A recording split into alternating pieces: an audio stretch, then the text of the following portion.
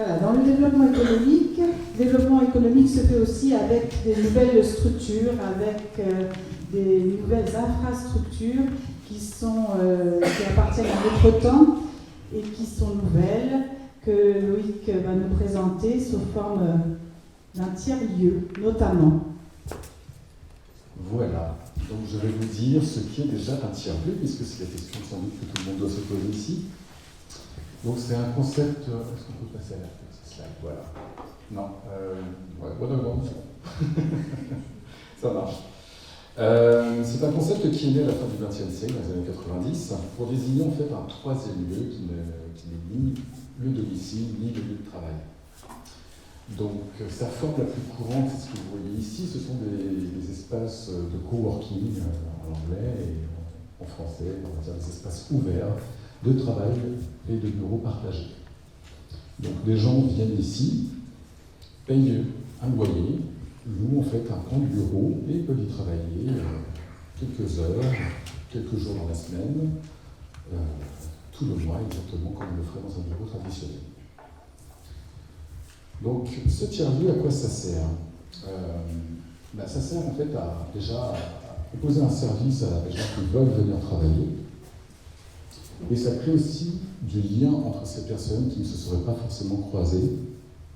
Je peux laisser un peu je rapproche les mots. Qui ne se seraient pas forcément croisées autrement. Donc ça crée des synergies entre ces personnes, ça peut créer aussi de l'activité, du coup, puisque ces personnes peuvent travailler ensemble. Donc ce projet de tiers-lieu, il est né en fait, pour ce qui concerne Argelès, d'un projet intercommunal. Il est né il y a 3 ans, suite à une des premières réunions de la communauté de communes, la nouvelle communauté de communes, où l'ancienne présidente Stéphanie Lacoste a développé des idées pour pouvoir développer l'activité économique de notre territoire. Et dans ces idées était un projet de développement de tiers-lieu. Donc j'ai sauté sur l'occasion personnellement pour la rencontrer après cette réunion et lui dire que j'étais fortement intéressé par ce projet parce que j'en ai moi-même besoin et que j'étais très intéressé aussi du tout pour l'accompagner et essayer de faire tout ce que je pouvais pour qu'il voie le jour un jour. Sur Argelès, il n'a pas encore vu le jour, comme vous le savez, mais il commence à le voir dans d'autres communes. Les communes d'Aucun et d'Arras ont commencé à créer dans leur commune un tiers-lieu. Voilà. Donc ça, c'est le projet, par exemple, d'aménagement du tiers-lieu d'Arras. Donc ce tiers-lieu va accueillir des télétravailleurs, des gens qui, sur la commune d'Arras, ont besoin de ce lieu pour pouvoir travailler 1 ou plusieurs jours par semaine, ou quelques heures. Et est en voie, là, ils sont en travaux en ce moment et devraient voir le jour très très prochainement, donc sur Arras et Aucun, de même continue donc son projet et devrait voir le jour très prochainement.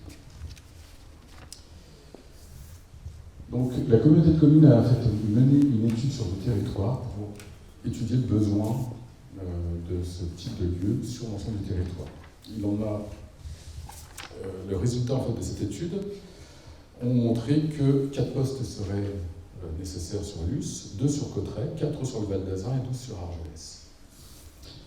Pour le Val d'Azun, comme je vous l'ai expliqué, 2 tiers-lieux sont en train de voir le jour. Il y a déjà au moins sur les 2 réunis une trentaine de personnes qui sont intéressées par ces lieux. Donc sur les 4 postes évalués, cela fait beaucoup. Donc j'imagine que sur Argelès et sur le bassin, 12 postes devraient être un minimum pour pouvoir satisfaire à la demande. Notre projet donc, de création de tiers-lieux sur Argelès, on l'envisage à Villa-Suzanne. Nous avons visité quelques lieux donc, suite à cette étude, et c'est le lieu qui nous semble le plus approprié pour pouvoir développer un lieu de cette envergure. Alors, quand je parle de Villa-Suzanne, je parle en fait des étages qui sont composés de plusieurs bureaux déjà, et qui pourraient donc tout à fait convenir à ce type d'activité. Évidemment, il faut attendre que les enfants aient déménagé à Jean-Brodette, et ceci dans les meilleures conditions. Donc, ce projet ne verra le jour que lorsque les 2 écoles seront réunies, et dans de bonnes conditions. On n'a pas du tout l'intention, évidemment, de presser le départ des enfants là-dessus. La question toujours qui se pose, c'est donc le financement de ce type de lieu. Et là, comme les autres projets, il est subventionnable. Il est subventionnable par l'État, qui a une enveloppe de 150 millions sur l'ensemble du territoire français pour ce type de lieu. On peut espérer un financement pour les travaux allant de 75 à 150 000 euros qui s'étalent sur 3 ans. On peut aussi avoir des subventions pour le mobilier acheté pour les équiper. Cette subvention peut monter jusqu'à 80%.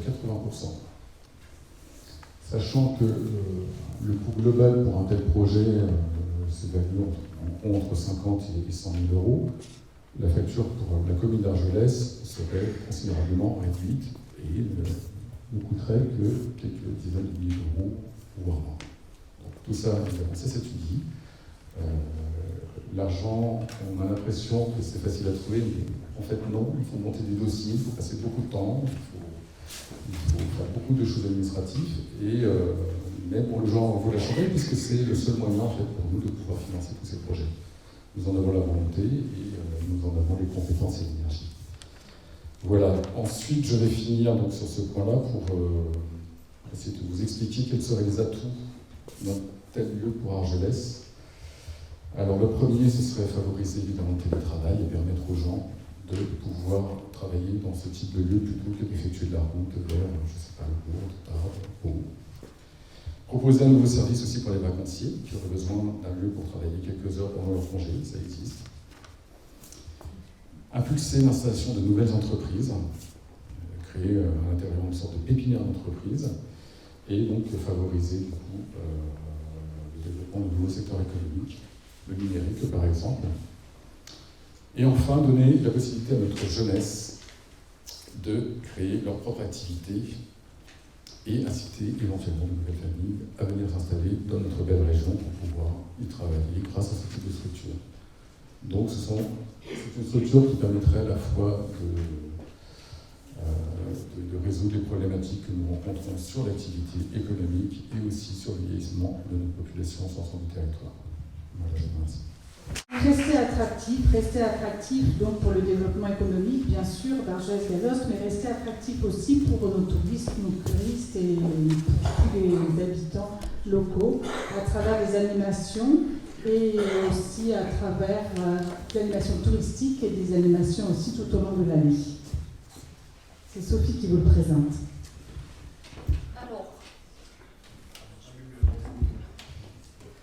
Nous voulons redynamiser le centre-ville car nous constatons malheureusement que, en particulier en été, ce qui est bien triste, c'est qu'à 19h, les rues sont vides. Et pour cela, nous diversifierons ces animations. Nous avons pensé entre autres à des artistes de rue qui se rémunèrent au chapeau. Voilà, c'est-à-dire que voilà, ils font leurs prestations et vous mettez ce que vous voulez dans le chapeau. Ça, c'est quelque chose qui pourrait être mis en place en début de soirée et qui se prolongerait.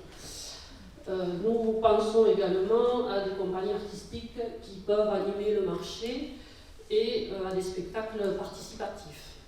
Nous souhaitons organiser aussi un intervillage et mettre en place un cinéma de plein air qui pourrait se dérouler au parc ou sur le mail de l'église.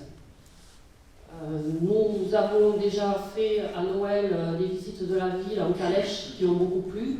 Ça, c'est quelque chose qu'on peut prolonger. Et créer aussi un marché de Noël avec des chalets dédiés aux producteurs et artisans locaux.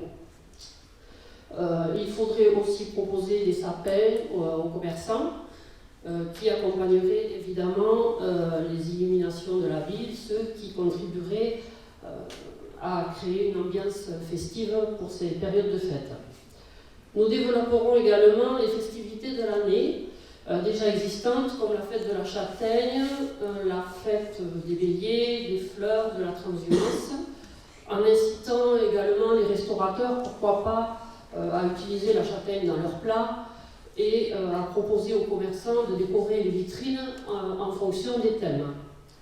Nous conserverons bien évidemment la fête des chiens, avec si possible une animation dès le vendredi et en organisant aussi au 14 juillet un grand bal.